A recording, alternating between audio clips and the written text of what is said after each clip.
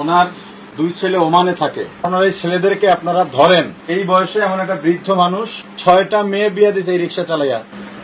এটা লুঙ্গি দাও, লুঙ্গি আছে তো বসেন এখানে, গায়ে জামা আছে, জামা দাও,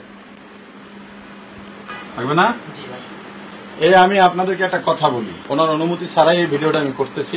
আমি সাধারণত বৃদ্ধ এমন রিক্সাওয়ালার রিক্সায় আগে উঠতাম না, এখন উঠি। না উঠলে এরা যেই কষ্টে নামে রিক্সা নিয়ে, ওই কষ্টটা সার্থক হয় না। 2 টাকার ভাড়া কয়েক গুণ বেশি দিয়ে দিই। ওনার দুই ছেলে ওমানে থাকে, একজনের নাম ইসমাইল আর একজনের নাম মারজান। এক ছেলে নরসিংদীর ইটাখোলায় মুদি দোকান দেয়, বড় দোকান, নাম ইয়ারজান। ওনার নাম রাইজ মিয়া। ওনার আর এক ছেলে আছে, সেই লেবার আব্দুল আজিজ নাম। ওনার বাড়ি হলো বিবারিয়া নাসিরনগরের কুন্ডা গ্রাম, রাইট? কুন্ডা গ্রামে। যারা এই ভিডিও দেখেন, ওনার এই ছেলেদেরকে আপনারা ধরেন, যারা টাকা পয়সা কামাইয়া কি করবে।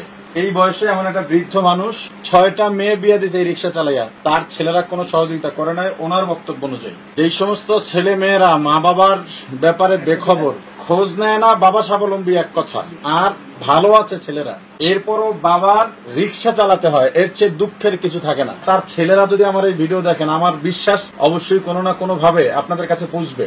আমি আপনাদের অনুরোধ করব, এই বাবাকে যেন এই ভিডিও পাওয়ার পর একদিনও রিক্সা চালাতে না হয়। বাবাকে বাবার মতো রাখেন আপনারা, মাকে মায়ের মতো রাখেন, মা বাবার ব্যাপারে আপনারা সচেতন হন।